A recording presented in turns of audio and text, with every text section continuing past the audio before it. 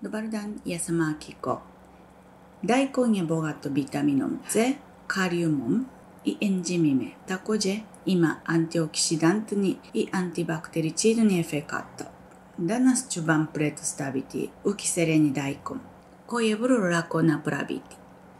Materijal: daikon, šilče, med, isečeni limun. Oljuštite daikon, isečite tanko i stavite u plastičnu kesu. Dodajte šilče, medo i sol. Isečite tanko limun i stavite u kesu.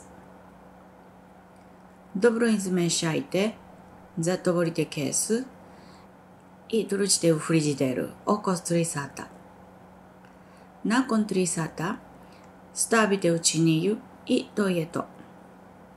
Lako je i ukusno. Nadam se da ćete uživati. Na ovom kanalu želim da predstavim japanske recepte koje možete da spremate od domaćeg materijala.